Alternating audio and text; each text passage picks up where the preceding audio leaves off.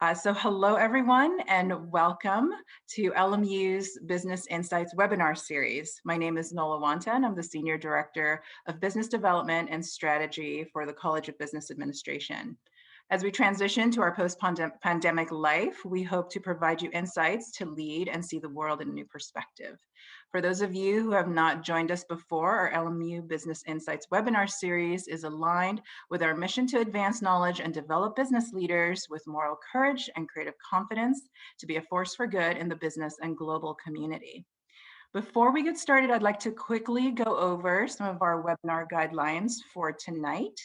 So all of you should be seeing us on speaker view, and if not, you can make the adjustments on your right-hand corner. Please do type your questions in the Q&A window. These questions will be moderated after the presentation or after the talk.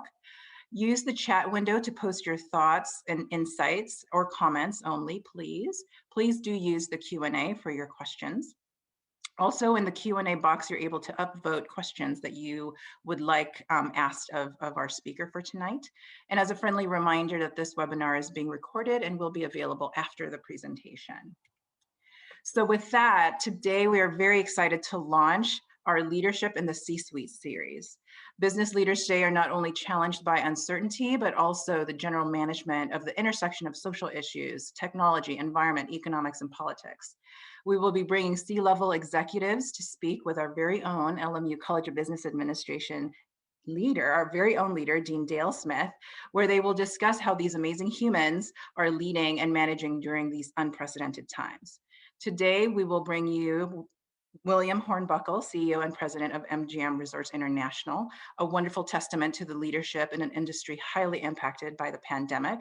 And in the fall, around October, we will be joined by Renata Simrel, President and CEO of LA84, a super dynamic speaker. So we hope you'll be able to join us for this series. So needless to say, we're excited for these conversations. This is where we learn real-time leadership. And so without further ado, Dean Dayle Smith.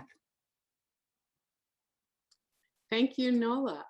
Just before we get started, some quick shout outs to our own Nola Wanta, my Senior Director for Business Development and Strategy, who works closely on this series, and our navigator, Nancy Donovan, who led preparations for tonight's logistics. I also want to thank someone who's in the audience tonight, Son Sung, who introduced me to Bill. They met through their work on national boards of directors.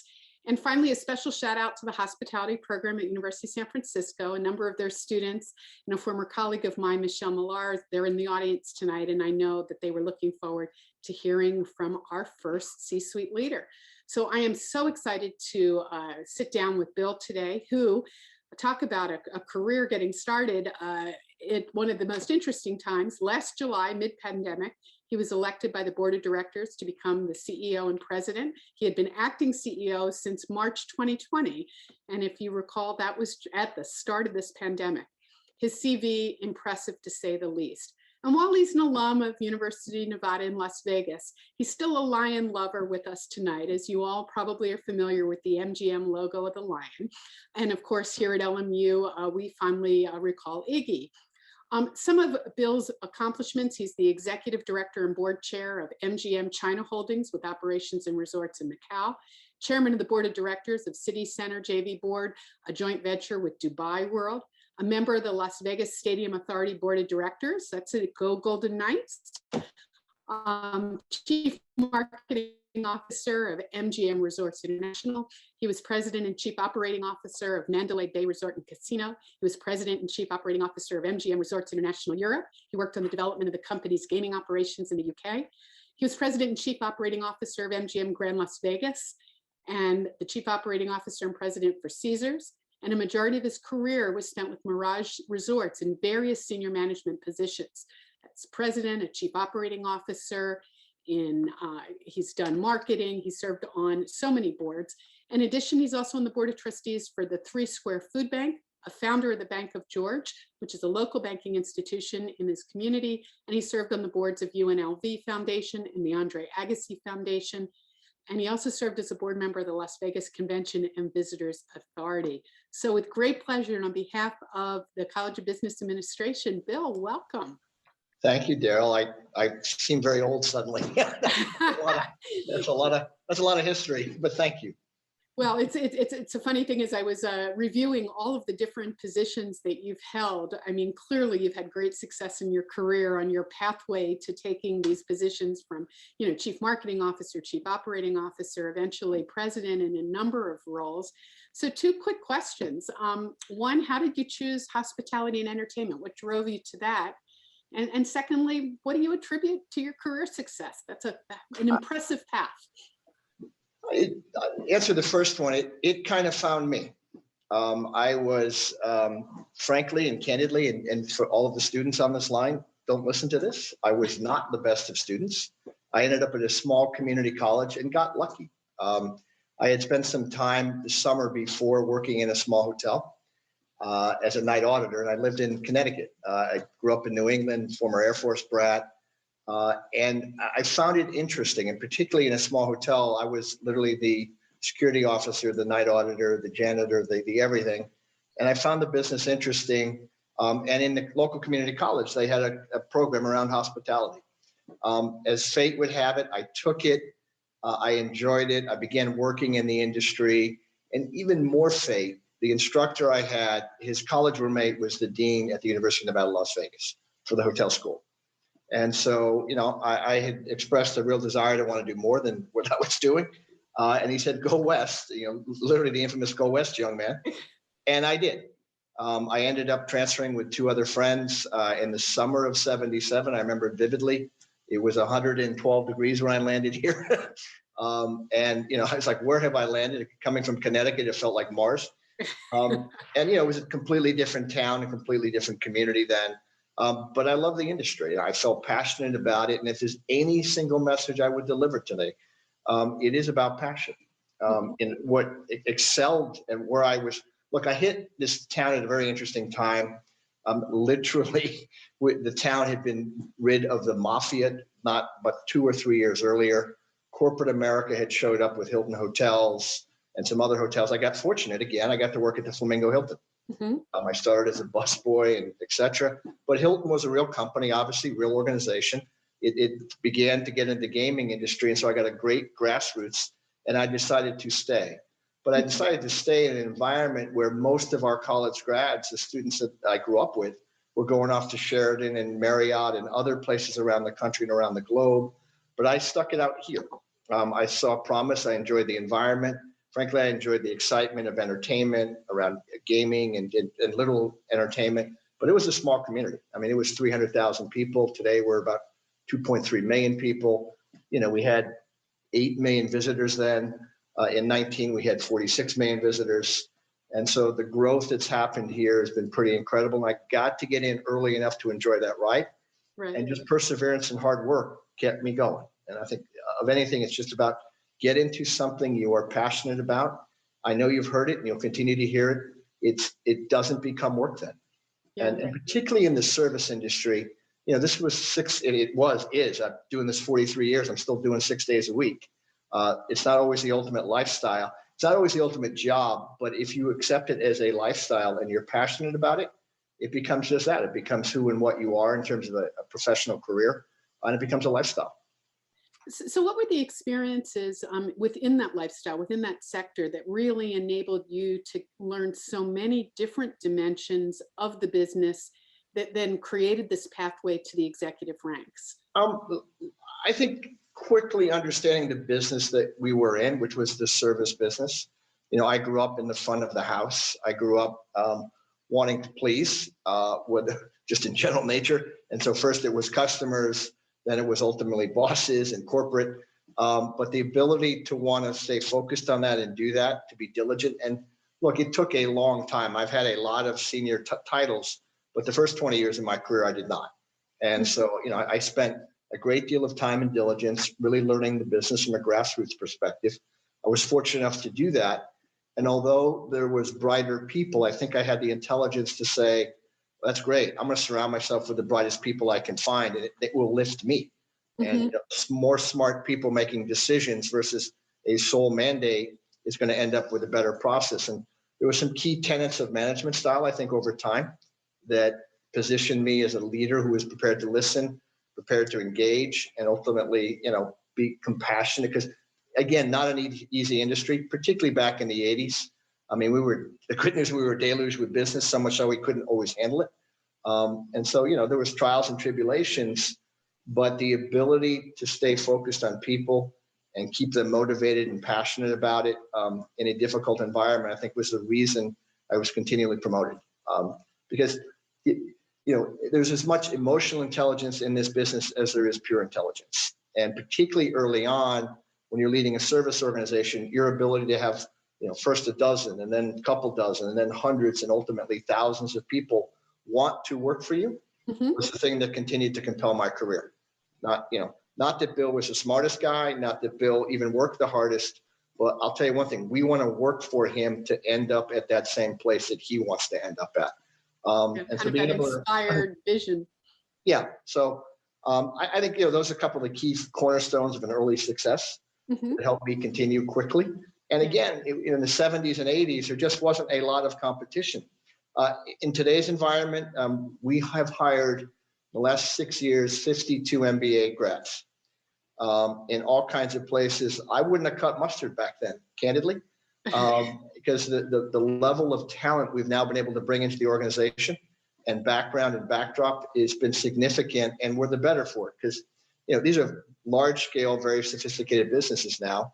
If you think about our business, we do, just over 15 billion in revenue. We have 46,000 hotel rooms that we own and operate.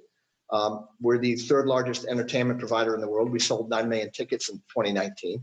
Wow. We are the largest independent restaurant owner that doesn't own a chain in the country. We own 456 different restaurants. So the complexity of the business is there. And so the excitement from a marketing, from a date, pick your field.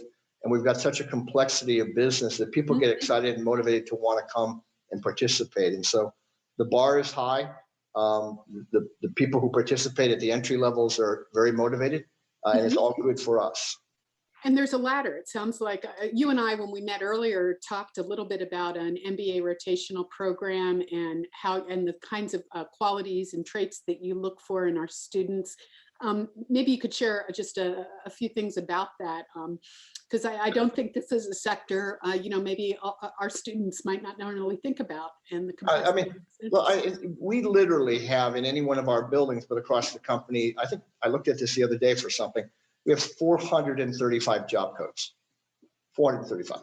So we have engineers, we have accountants, we have people who produce video, we have people obviously in entertainment, we have PR, I go on and on.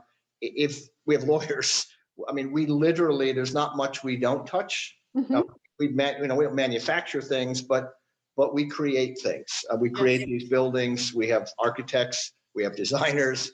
And so the industry is flush with opportunity and highly sought after. But we every year go out, we hire anywhere from 50 to 60 college grads. We put them in a management development program. We are looking for people, depending on where they want to go and the specificity of their trade, if you will, or their focus. And sometimes they don't have a focus, and that's even better sometimes. We put them in a program that's universal. Ultimately, we'd say a year from now, you're going to end up in this role, unless along the way we all decide collectively it's something is better for you. We give them exposure to everything from frontline to leadership to management of people to the P&L and some of the processes along the way. We're a heavily regulated industry. We're obviously a heavily regulated publicly traded company with ESG and all kinds of other social requirements that come along with that. And so those that succeed are those that are focused, that are patient, that are prepared to work hard, and ultimately are prepared to deal with and lead other individuals. Because while I talk a lot about digital and some opportunities the company has in the future, by and large today, we're a service-based company that focuses on entertainment and what that means collectively across a great deal of different places and things that we do. But so emotional intelligence is as important in the long run. And so we look to see if we can figure that out as we hire. Right. Sometimes that's not always easy. Because if you graduate from an institution like yours with good grades, obviously you got the intellect. The question is, can we apply it in a meaningful way that's leverageable for the company and for you to succeed? No, makes sense. One of the things we've been talking about a lot in the college is the importance of global experience. And clearly in a time where we're not doing a lot of travel, that's been hard. But I know you, and we've even shared some people we know in common in Asia. Yep. You've had significant global experience in China, Europe, as well as the US. What do you think the value of that global experience has been? And maybe you could also speak to the challenges as an expat working abroad. I think the word perspective is probably the best way to describe it. Look, what happens, and I'll use China as the primary example. We obviously have 2 large casinos in Macau. But we also have a small hotel company. We do a management hotel company in a JV with the Diatai State Guest House. The Diatai Guest House is where President Nixon originally stayed when he made that very first trip. And so they've made that into a business, a hospitality business. But when you deal in China, you deal from the top down when you're trying to get something accomplished.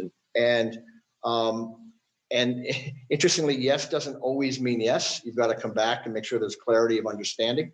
But you deal generally from the top down to get something accomplished at scale. Interestingly, just not far away in a place called Japan, where we've been active now for 6.5 years, trying to develop a $10 billion integrated resort. Japan is contemplating for the first time 3 large-scale integrated resorts to draw international tourism, and we've been focused on it. We have an understanding in Osaka. If we all can get through COVID successfully, we hope to build it there. Japan is very, very different. Japan is about collaboration. Japan is about teams getting together and working through it well in advance, almost every detail. And while your meeting may start at the CEO level to say, let's try to do something, it doesn't get done unless the entire team has participated and basically is acknowledged and in agreement with what's to be done. And so it takes longer, but once you get somewhere, there's something more meaningful in the context of less likely to go wrong. And when you talk about a $10 billion scale project, that's very meaningful. Switch to Europe. Recently, this past about 2 months ago now, we tried to buy a company called Entain. Entain is a large digital company that does digital gaming, sports betting, and other things throughout Europe, mostly throughout Europe. It's a $10 billion company.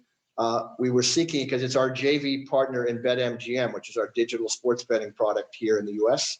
We wanted to own the whole thing. I wanted to own a global position in digital marketing. There, publicly traded companies, it's interesting, you can't even get real due diligence until you've agreed on a price. There, even once you've agreed on a price to do something like that, the open market can come trump you. They can come beat your price. And then you get to do due diligence. And so it's a very different mindset, how you approach a business, how you strategize around it, how you ultimately get to the finish line, if you will. We're on stand down now. We've been in a 6-month reprieve, which again doesn't happen here as well. And so every place is different. Understanding that nuance from a business level is important. And then in our business, hospitality, understanding truly what customers want and need. And the good news for us is Las Vegas is a melting pot internationally for visitation. So 18% of our visitors are international. So we get to see big enough chunks of Chinese visitors, Japanese visitors, European visitors, that we kind of have an idea of what they seek and what they want. But then if you take that back to their home country, it's a different program. And you better spend the time, energy, and research to really understand the offering and the product you're trying to develop and why you think it'll be a success, and then validate that with the consumer you're trying to reach. That's applicable to all of the regions. And here as well. But how they do business in each one of those jurisdictions is completely different. I'm going to get a little controversial here, perhaps, but given the holdings that you have in Asia and given the relationship with U.S. and China, how do you navigate the politics of being a global company in the midst of some of those geopolitical challenges? It's a great question. We make about 25 to 30% of our cash flow comes out of China, so it's a big focus for us. We're in an environment there where, and he just passed away, but Sheldon Adelson was one of the 3 U.S. operators. It was us, Wynn, and Sheldon Adelson. Sheldon Adelson was Donald Trump's biggest personal donor. He gave him over $105 million, I think, the last election cycle. That didn't go over well in Macau, and most notably, it didn't go over well. Macau's an SAR of China, and so really China is the boss, if you will. And so navigating that is important. It's difficult at times. The discussion, we are up for a license come June of next year, 2022. They literally can say, thank you. You can lease your building to somebody else, but the US operatives are gone. Now, we don't think that'll happen. There'll be global impact to capital markets and other things that would be not favorable to China in the short term. But if we don't come to conclusions on what we're going to do, how we're going to help China, the community of Macau and the greater Guangdong province, we're not going to get relicensed. And so, we listen a lot and we pay attention a lot to wants, needs, and desires. It's got to be commercially viable. Sure. But it is a challenge right now, to be quite clear. Yeah, and that's got to be tough when you're managing, a global operation in general. For the students in the audience, SAR is the Special Administrative Region. So mainland China likes to think of all of those areas as, it's mainland. Yeah. And in 2049, a bit technically going back, both Hong Kong and Macau. Yeah. But they've, as of recent, you can see the tension in Hong Kong. That's our primary market as well. They've stepped up in a big way in the last couple of years. And so while we listen to the chief executive, who's the governor, if you will, of Macau, it's really the liaison office in Beijing that is the parent, if you will. The long arm of Beijing. Yes. Yeah, it makes it fascinating. Let's switch gears a little bit and talk about when you and I were chatting, we had talked a little bit about your community, the community engagement, particularly during the pandemic. I know you're on the board of 3 Square Food Bank. You have a number of employees. I mean, one of the major employers in the Las Vegas area. What can you tell us about your motivation to engage in that community, particularly during the pandemic and the consequences of this? Some of it's personal, and then a lot of it's professional. Didn't grow up a fortunate kid. One of the reasons I went to community college is we didn't really have money. And I was underwritten for most of my school, and so got grateful for that. And so initially focused, you mentioned Andre Agassi. We initially focused on creating a school for the African-American community here that was underserved, and created an amazing school. We raised over $100 million for that school. So its endowment goes well into the future. But began to realize through that process, that exercise, it felt great. We did something of meaning. And the other big challenge in our community is food insecurity.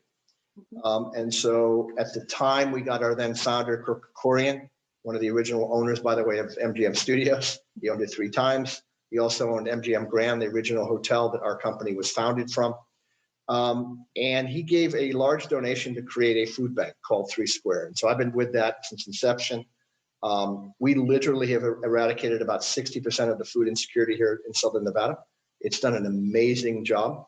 And one of the reasons is, if you think about our food waste, we have been able to figure out how to take food, not that had been served like from buffets, but food never got to the buffet table, or banquet food that never got to the banquet table because people didn't show. Right. We've been able to quick freeze, get it into an environment, and get it out within the next day to the community. And so our employees spend over 100,000 hours a year there helping. We spend a lot of time personally and otherwise money in economics from the company's perspective, because the inverse of that is we are the community. We employ overall about 82,000 employees. 65% of them are here in Southern Nevada. So we've got about 55,000. I've only got about 27 back to work right now. And so, our employees, our family are the people most impacted by all of this. And so we know them well by name after 35 years.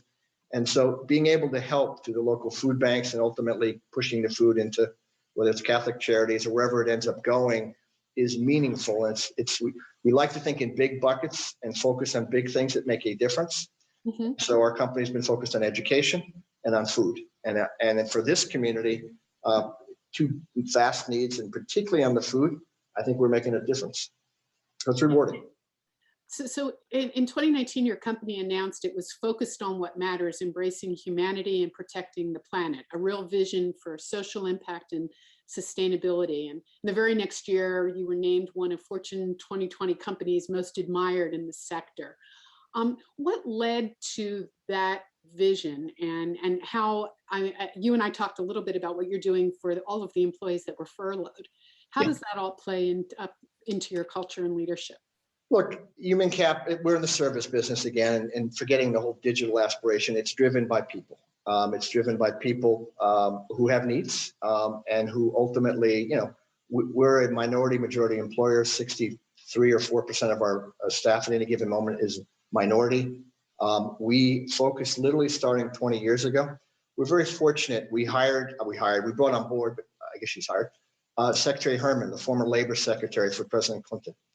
And Secretary Herman, clearly African-American leader in that community and nationally, with that role and that mindset, taught our board, taught our operatives, taught people like myself how to focus, how to care, and how to make a difference in terms of human capital and our diversity and inclusion initiatives. We're proud of some of our numbers, not all of our numbers. 38% of our management are female. We're over-indexed in terms of leadership, African-American. We're under-indexed. Think about Las Vegas, heavily Hispanic community and Latinx. We're under-indexed, but need to do a better job there. But we know that, and we're focused on it because we track it, we monitor it, and we do programs into making it a better environment. In terms of, if you think about Las Vegas, it lights up every night, pretty impressive. We burn through a lot of electricity, about $1 million a day. We have been involved now for 7 or 8 years with creating solar arrays. Sitting on top of the Mandalay Convention Center is the largest solar array on a building in the country. It services that building, and now literally come June 1st, we'll have completed a 700-acre solar array about 35 miles from here in a place called Apex that will serve 90% of our daytime needs. Wow. That's so we're, and by the way, we're trying to get to, now this is very difficult because all of the power doesn't get produced here, but reducing carbon emissions by 45%. And the other big thing, obviously we live in the desert, is water. And so when you come to Las Vegas, or you don't have to come, you've seen, I'm sure, the iconic fountains at Bellagio. That's all gray water. That's water that we refilter, that comes out of our system, comes out of showers and comes out of other places. And so while we can always improve, we're highly focused on diversity, inclusion, sustainability, now ESG in a more global context because the investors are paying attention. Big part of our market segment is convention business. Right. What drives us midweek in a place like Mandalay is 65% of our occupancy is driven by companies like Microsoft. When Microsoft sits down with us, they have a massive array of things that they want to see. They want to hear about materiality. They want to hear about our carbon emissions. They want to hear about our waste management systems. And it's part of our bid. And so corporate America, particularly tech, many California-based companies are holding us accountable to do a better job and to provide, and frankly, and rewarding, because we are doing a reasonably good job. We could always be better. But particularly in our industry, I think we do the best job. But they're holding us accountable, but they're prepared to reward us for that. And so as long as we continue on that right path, they're prepared to bring their business here. And it's important. The thing that we still struggle with, Las Vegas, while a growing community in terms of diverse spend, we buy a lot of product. We try to do as much as we can. We've got a goal now, 15% from buying from diverse vendors in this community. A little complicated, but we have programs that help create. If we find somebody we like, small, but they have to scale up, we invest, we help, we engage. And ultimately, we've got several success stories of companies that we've been able to grow and bring along, led by whether it's women or people of color, who have had multi-decade relationships now with the company. And so Alexis Herman was the spark, though, in fairness. Secretary Herman got us very focused on all of it. And I think we've taken it to a good level, not world-class yet, but we want to get there. Yeah, but you've made it part of your strategic pillars, of the pillars for the company. Are critical. It's the question always was, particularly early on, well, will this really pay off? Seems like a lot of time and energy and focus. Well, I'll go back to my Microsoft example. We hosted 2 years ago, last year, obviously with pandemic. We hosted 3 of their events. It was over $100 million worth of business. And one of the events was 45,000 people that we hosted at one time. And so if we hadn't done those things, I can assure you we would not have secured that business. Yeah, well, there's a business case to be made as well as what's good for the planet. I mean, that's the heart of ESG. And yeah. Good. Let's switch gears a little bit. At LMU, in our College of Business, we advance a position that business can be a force for good. You've spent a lot of time just sharing with us how that's an important part of your strategy, strategic pillars. Much of your business success also comes from the entertainment side of the sector. You've been an outspoken supporter and advocate of differentiating gambling from responsible gaming. And I'm wondering if you could share with our folks today a little bit more about that distinction and how you build that game sense advocacy into the business model. Yeah, in layman's terms, we don't want people to gamble. We want them to come here. We want them to be entertained. It's kind of interesting. Recent survey, why you go to Las Vegas? Only 8% of the people said I go to gamble. 75% of the people did when they got here, but they come to be entertained. They came on vacation. They came to go to a spa. They came to go to a convention. They came to have fine dining at a different level.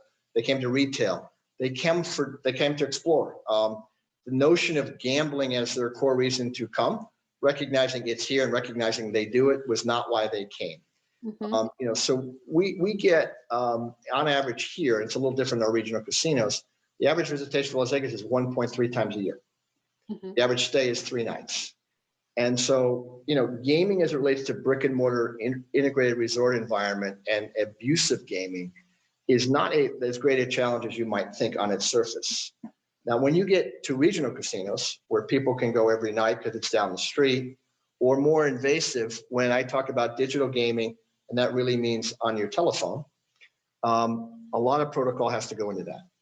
And so we have joined up and with a group called GameSense. We have programs that monitor. We have programs that teach both our employees as well as counsel and get customers if we think there's a challenge into a program. And how much is too much? It's different with every person. But what we look for and we study and we understand is behavioral change. Mm-hmm. If somebody comes, and I'll use a local casino to Detroit, and is gambling and loses, twice a week, $200 a trip, okay, and they've been doing it for a year. Apparently they can afford that, and that's their entertainment value, and they enjoy that. If suddenly they peak up, but nothing else about that individual has changed that we're aware of, we spike into it, we look into it, potentially send somebody who's trained to talk to that individual, and ultimately, if necessary, get them some help. Look, nothing's perfect. I mean, cigarettes, alcohol, understand all of it in the context of abuse. But the good news is, particularly as you talk about digital gaming, with automation comes knowledge, comes data, comes the ability to monitor, in theory, control activity case, and in some cases, slow or stop. And so, we're proud of it. It's not in our industry's best interest. And another example to think about this in macro terms, at Bellagio, one of the world's most successful casinos, 70% of our revenues are non-gaming. Mm. And so gaming has become, for a destination resort, part of the entertainment experience. It's not the reason they come. It's not, by most instances, their primary thing that they do. They enjoy it. Some do it more than others. And look, we have the other side of the coin where you've probably all heard the expression whales, where we have customers who come and they'll lose $2 million in a trip. But the question is it relevant? That's a lot of money. It's an outrageous amount of money. But to them, because I know many of them, it's enjoyment. You're talking about people who are worth hundreds of millions of dollars. And the risk of it all is something that they enjoy and they're prepared to do it. And they come once a year, and they come for Chinese New Year or some other holiday, and they go home. And we've had customers come 24 years in a row. Literally, I can think of 2. That's their budget. They hit the number, they go home, and it's, they come back next year. And by the way, sometimes they win. I was going to say, clearly I'm in the wrong business if that's their entertainment budget. Yeah, there you go. No, thanks for that. Let's switch gears. Several people are asking questions about the real challenges around the pandemic, and we were talking a little bit when we first met about how the global communities changed when the pandemic was announced, and certainly your sector has been disproportionately impacted. It was a rough year for your sector. In fact, I think at the end of fourth quarter, though, you had a pretty good liquidity position, billions, and yet you still suffered major losses. I'm wondering if you could walk us through some of the significant challenges you faced in addressing some of those impacts as they unfolded, and how you sustained, looking ahead. Yeah, thank you. Look, they unfolded, you kind of mentioned it earlier in the intro, they unfolded very quickly. I can remember heading into March 1st. I remember we have properties in China, so we had a little precursor to what was going on. But I can remember March 1st saying, this could get difficult. And by March 16th, we closed our properties. And you still took the job in early March. Yeah, I know. Yeah. I don't think I had much of a choice, by the way. I think I was guilted in the obligation. But all that being said, look, we laid off 62,000 employees in that process. Some of them to this day are still out. We have lost the equivalent of what will be about $5 billion between what we've spent on cash, liquidity needs to keep going, what we have, rent, et cetera. And the money we would have otherwise have made. It's about a $5 billion delta. We got smart, I guess, though, back in 2017 and 18, and we decided we didn't want to be in the real estate business. We wanted to be in the management of gaming and the developer of gaming, and we wanted to go asset light. These are massive capital required buildings, and so we created our own REIT, and now over time we've dealt with other REITs. And so with the exception of our Springfield property, we don't own our own buildings anymore. And so through that process, we were able to bring in about $8 billion. Thankfully, we concluded the last big deal, Bellagio, MGM, and Mandalay. We don't own the buildings. We sold them like a month before the crisis hit. And so, sometimes fortune is just luck, and good business is luck. But it's always better to be lucky than, Yeah, not. well, you positioned yourself for opportunity. Right. And so now, we own MGP still. We own 40% of that. We've been selling it down because people have argued, well, you're still in your own, if you own your own real estate company, you're still in the real estate. And we'll be completely out of that, I hope, by year end. And we'll be sitting on roughly 10 billion. And so obviously the next question of our investors in the street is, well, what are you going to do with the money? Yeah, what does comeback strategy look like? Yeah, what does it come back? And look, it's unfolding quickly. I think, we're going to see sold out hotels this weekend. March Madness is here. It's a great time. Weather's improving, spring break, et cetera. We're improving in a hurry. All of the restrictions aren't gone. You still need social distancing. You still need to wear masks. Some of our restaurant capacities are at 50%.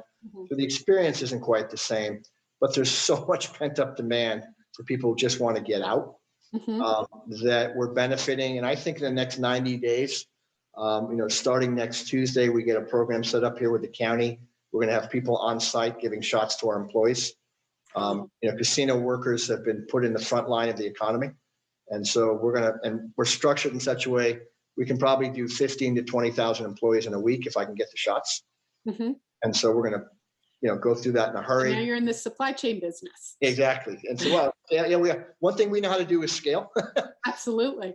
And so, they said, yeah, if we want to get shots out quickly, I bet you the casinos can do a pretty good job with this. And we will, obviously in concert with medical professionals. Sure. We are not, we're not. But all that being said, I think the next 90 days is going to be a turnaround. Now, international business will still be delayed. Our Macau business, China's in no hurry to open up the borders. Our group business will take some time to recover. Some of it will never be the same. People have become acclimated to the environment we're using right now. And it's convenient, it's efficient. It does enable some communication that you wouldn't otherwise get with people and more of it. But, the opportunity to meet in person to sell products, I think going to sustain. We're not worried in the long run, but we're coming out of it. It was very difficult, particularly on people, and it is to this day. Yeah, no, I can appreciate that. And I guess related to that, my next question would, I'll make it my last question and then we'll go to the audience, is, the upside from the pandemic. You seem to be by nature a very optimistic person. We talked a little bit about that. Were there new innovations around the customer experience, lessons learned, things that based on this year back really have enabled you to come out more resilient, stronger, new innovations, that sort of thing? Yes. We have an expression, it's part of our CSR strategy, and we've taken it now into our operational strategy, focus on what matters. At our scale, we were kind of guilty of trying to do everything for everybody. Mm-hmm. And so focusing on what matters was a critical piece of how we've approached the last couple of years, getting focused in business. We had gone through some reformatting and reorganization prior to the pandemic. The pandemic forced it even more so. And so we've taken the opportunity to organize ourselves in a different format, where we have centers of excellence in corporate that handle pricing and development and real critical strategic thinking. And we have operatives who run these ships on a day-to-day basis.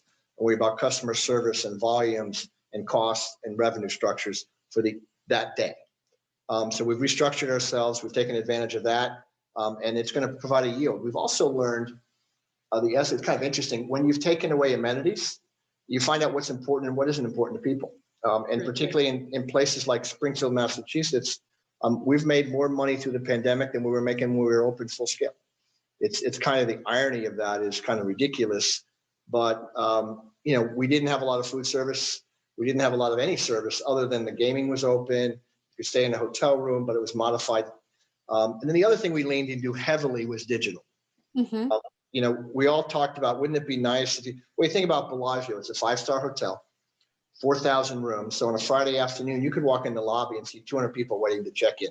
There's nothing 5-star about that. Right. So we had talked about for years, well, if I could get you to check in on your mobile phone, wouldn't that be convenient? Well, what was taking years suddenly took 6 weeks. You can now check in on your phone, use it as your room key, use it as your elevator key. You can now order from it. You can now get it. You don't wait in line anymore like for food. You put your queue in and it calls you when it's your turn. And the other thing it's provided is, think about it, we just have direct connectivity now. 40% of our customers are using this for access. And once they do that, I now know what you're doing and I have connectivity to you. And so I can speak to you. Now, getting your head around all that data and what to do with it's a bit complicated because you don't want to inundate people with, promotional haven. Right. But it's pretty compelling for us and we're excited by it.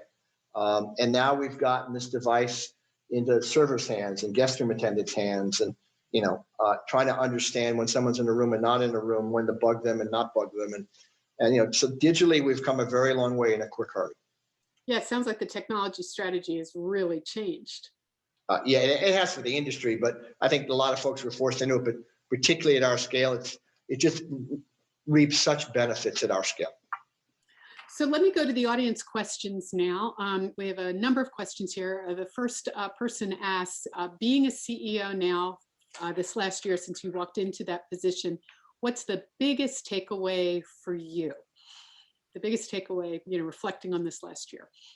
Look, you go home at night and realize that there's no one to blame but you. You've got to be accountable. Literally, the takeaway on a personal level is you are accountable.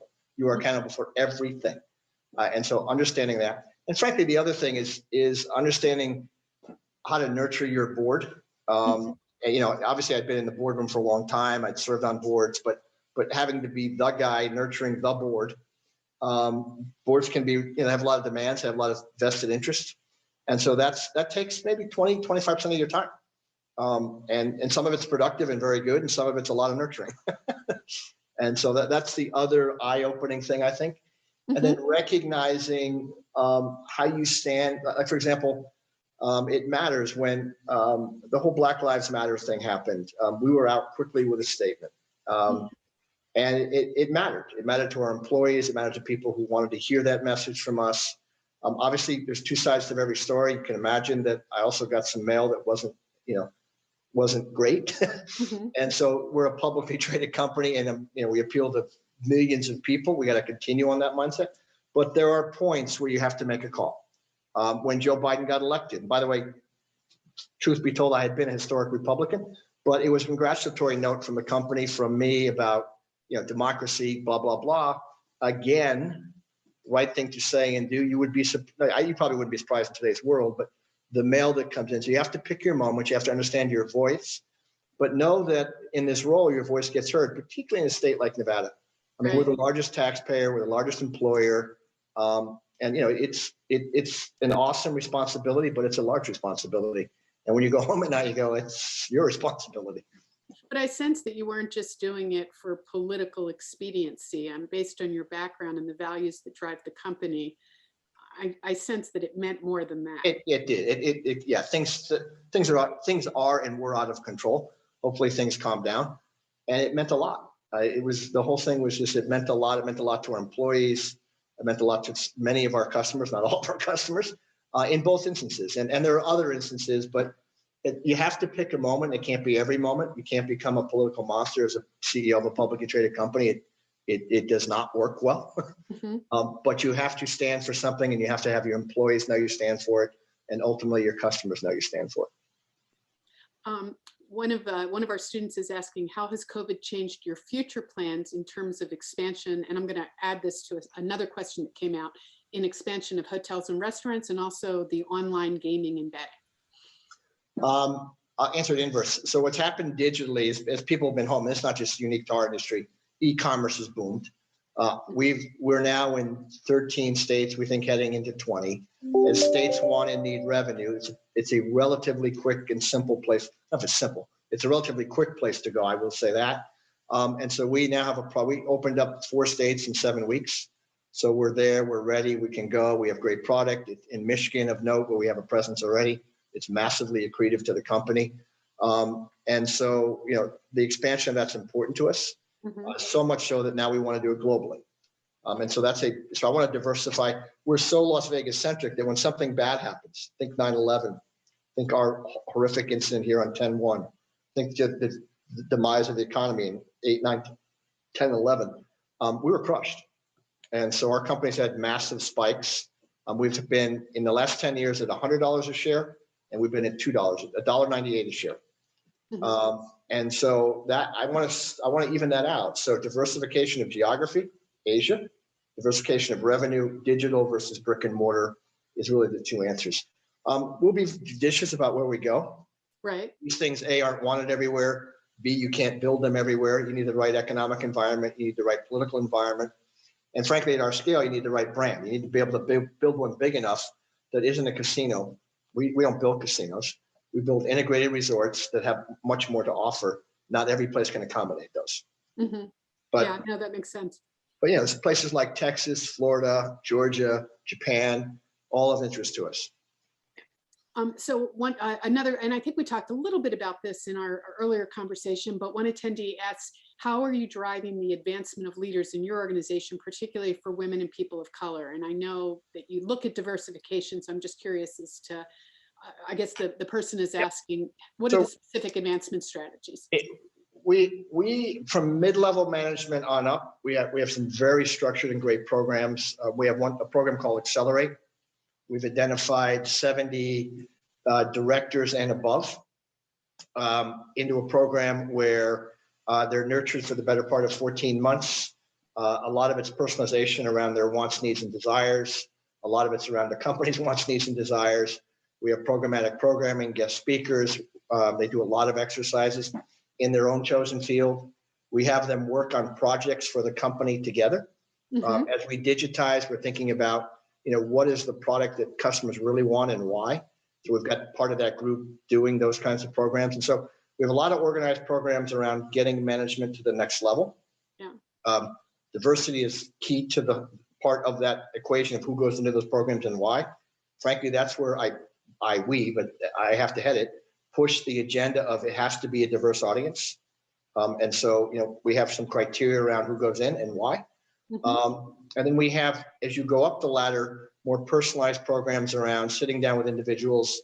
Hey, Johnny, you're doing great here, but I need some development work here. And we craft those. Right. So we have another 70 people in personalized crafted coach, everything from personal coaches to, we have 2 people right now going to Wharton Business School. It just depends on what they might need to continue to succeed. Where we need to do a better job is convincing frontline employees and I'll use the Hispanic community as a great example, to be comfortable to step up. It might be a language barrier, like, English may or may not be their first language, but many of them have great leadership skills. They've been in the department for years, but convincing them the idea of stepping up is worth it, giving them the training and the backbone to be able to do that, a background. Those are the areas we want to improve upon, but it is with focus and intent that we begin to organize programs around outcomes. And I can assure you, we have KPIs that our board listens to every quarter about how we're doing on the subject, because they hold me and ultimately I hold the team accountable to those KPIs. Yeah, that makes a difference. What you measure matters. Yes. Yeah. Very, very succinctly. Yeah. So Cassandra asks, pie in the sky question here. Based on recent behavior change, what could you envision as a really cool collaboration between two brands at your property? It's interesting. We're a couple of things are happening. Pure entertainment as we know it, and I'll use our Cirque shows that have been wildly successful over many years. We need to bring more to it. We need to make it more socially engaging. You can't just sit in a seat. And so we just did something here at Bellagio called Mayfair, where we brought great food and beverage, great live music, great dance into a really interesting environment. And the idea of single notion anything anymore, when you talk about entertainment, the mindset, particularly of millennials and lower, there's too much. You can't get anyone to sit still that long. And so to the extent we can do that, we win. The other global problem we have for our industry, not global, domestic problem, it doesn't exist this way in Asia. That's why I'm so excited about Asia. Millennials don't play slot machines by and large. So if you think about our core economic engine, our core business, and the one that has the most efficiency, I mean, it's the machine. So it doesn't take that much personnel. So it's a very efficient product. But if your audience isn't playing it, that's a challenge. Well, they're not playing it because they're not overly engaged. They have no social aspect to them. The actual mechanic of the game hasn't changed in 25 years. And so how do we get that environment more engaging? Well, take something like Fortnite or some other current game. If I could put it on the floor at scale and make it competitive, and then make it, obviously, from a betting proposition, a bet, that's how we win the future. We need a lot of work to go into that. Yep. We're stuck somewhat at the behest of manufacturers. It's kind of like the car business where gasoline engines are going to eventually go away, but it took a while because guess what? They're set up to make gasoline engines, not electric cars. Right. Same thing with our industry. The industry's set up to do certain things. So we're looking at how we change the actual mechanics of the game, because the crap table has been a crap table for 70 years. Maybe it's time to do something a little different. Not maybe, it is time to do something a little bit different. Well, it sounds like your company would have had has a lot of experience in the immersive, more iconic entertainment experiences. I mean, you've always been known as an innovator in that space. Yeah, look, it's interesting to me how live is still perpetuated. Lady Gaga has been a massive success. Bruno Mars a massive success. So traditional on stage at the very highest level entertainment continues to succeed. Sit down shows for 90 minutes that aren't compelling and changing and multifaceted are less. And it's really, when we say entertainment, it's how we bring into any one thing multiple things that make it engaging. And we got to continue to think about how to do more of it in different ways. Because the consumer getting much younger and changing. That makes a lot of sense. In fact, as a dean of a business school, and I think about what we talk about as faculty, it's not all that dissimilar. How do we engage our customers? How do we continue all of that? So I get it. And look, Las Vegas has been great at recreating itself. First it was casinos, then it was a resort community, then it was a dining capital, then it became a retail capital, then it became an entertainment capital, then it became a nightclub capital. Okay, at the end of the day, our core product hasn't changed, and some of it needs to make a difference. Sure, makes sense.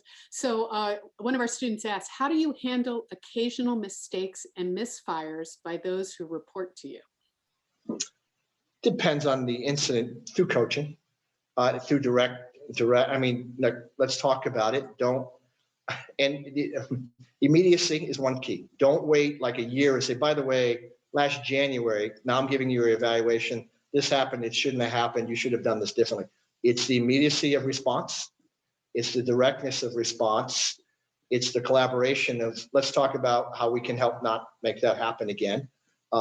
And ultimately, it's push them back out the door and make them feel good about themselves and about the project and about the company. Because mistakes happen. I can assure you, and I've made more than my fair share. But getting people to learn from it immediately, immediate feedback to me is the most critical thing. If I sit you down for an evaluation and I'm telling you things you haven't heard before, I have failed as a leader. Mm-hmm. You should know exactly what I'm going to tell you when you walk in the door for your quarterly, or in this case, annual evaluation. It shouldn't be a surprise to you. And that only becomes some direct feedback, coaching and teaching and learning. And so your evaluation should be about a development plan, not about what you did right or wrong. Yeah, no, makes sense. Bill, it looks like we have time for one last question. Okay, two last questions. We just got another one. During the past year, what leadership skills do you think you practiced the most managing during the pandemic and as you look at post-pandemic recovery? Communication. I've produced probably, I don't know, I'm going to make this up, 40 videos to talk to all kinds of stakeholders, from employees to the community, to gaming regulators, to our board, to the street in terms of investors. But really, I think the thing I got keenest on is communication, being succinct, talking about the things that were relevant, getting people a comfort and informed. People who are informed feel more comfortable, and trust, trying to build trust through a video screen, by the way, which is a very difficult thing to do. So it's about messaging. It's about communication, and we have a great team who helps with that, who's really tuned into the business and what people are fearful of. In the beginning, it was about health benefits, to be sure, what we were going to do. And it's migrated along. Now it's about, how do I help you get a vaccine, and how do I bring you back to work? It depends on the audience, but I think that's probably been the thing we've focused on the most and honed our skills on the most, because it's been the most relevant. Yeah, no, we're finding that true in so many different sectors, that's what leaders are talking about continually. Here's an interesting student question. Does enough creativity bubble up to your level in the organization, or do you have to pull teeth to get those valuable new ideas? A little of both. A little of both. When you get as big as we are, sometimes you become institutionalized, and you got to be careful of that. And when you want to talk about entrepreneurial ideas, Las Vegas has always been the wild, wild west where, spend it and they will come. I mean, up until late 90s, nothing even really failed. The first 20 years of my career here, you could almost do anything and nothing failed. It was just a matter of how successful it was. The environment changed. Corporate America showed up, a lot of KPIs showed up. People got a little restrictive. But, think about our product. It's about entertainment. It's about new. It's about excitement. It's about things that are creative by their very nature. And so we have to nurture that. We've probably got we have a creative group, and then we have a creative strategy group led by leadership of about 8 or 10 people who get together once a quarter and talk about where we are, where we're going, what we need, what we want, and why. And it's not easy, though. It's not easy. And it's a great question, because if you're not creative and not on the forefront, you're going to lose your position. And particularly in the entertainment business. I mean, that's what we're in. We're in the entertainment business. We hope you enjoy yourself. We're here to quote, our slogan is, we're here to entertain the human race, but we better be creative about it, or we're not going to get our fair share. Okay, I know I said it was the last question, but I see that the last person and the last question is from my buddy at USF, Michelle Millar. So I'm going to go ahead and ask her question, because it speaks to the innovation you're talking about. And for those students who need the QR code, it's now up there. Michelle Millar asks, with the success of professional hockey and the arrival of the Raiders, do you see Vegas eventually as a sports destination, and how might you leverage that for the company? Unequivocally, yes. The reason I joined the commission was to help get together the money to build the radio. Well, we built T-Mobile, MGM Resorts and AG, company I think you're familiar with in Southern California. We built it collectively with the idea, build it and they will come. We knew we could do concerts, and we just got lucky. A guy named Bill Foley showed up. Hockey came together, and on top of it, they're great. And the community is absolutely in love with this team. We needed something to root for, and they've been it. They sell out every game. And so it's become an integral part of not only our community, but when Canada's playing, we'll have 6,000 Canadians in that arena cheering on their team. We do a really good job making sure seats are available for visitors. Raiders are a whole different league. You know, it's a 65,000 seat stadium. It's a $2 billion process. We gave $750 million of public money. The league hadn't seen that. The NFL hadn't seen that in 15 years. But it's a major tourism draw. When we can, 47% of the season tickets, the seat licenses, were sold to people from outside of Las Vegas. So that tells me, me destination, right? We want to come. They're coming. They may buy their ticket and come 4 times and sell it 4 times, but they're coming from Chicago, New York, LA, San Francisco, Texas, Florida, were the big markets. I mean, not a surprise, but we had massive participation from outside the community, which was exactly the intent. Right. That's great. Well, listen, we are out of time. It is 5:59, and Nola put on the chat that if you have further questions and you'd like to interact live on Zoom with Bill, he's offered to stay another 30 minutes. We're going to be having our after party, which we would have normally done in the Hilton classroom, but unable to do that today. So we'll do it in Zoom. Feel free to click on the link and give us 2 minutes and we'll go there. Nola, anything else I need to do logistically? No, you were great, Dale. Thank you so much for everyone that joined us today. And again, feel free to join us for the after party. And our LMU Business Insights will return tomorrow at noon with Dietmar Dahmen, and he'll be talking about nature and sustainability as part of our Business Injection series. So I hope you're able to join us. Again, we hope you gain a great deal of leadership insights from this talk tonight, and we will see you all very, very soon. Thank you so much and have a great evening. And thank you, Mr. Hornbuckle and Dale. So good night, everyone. Thank you.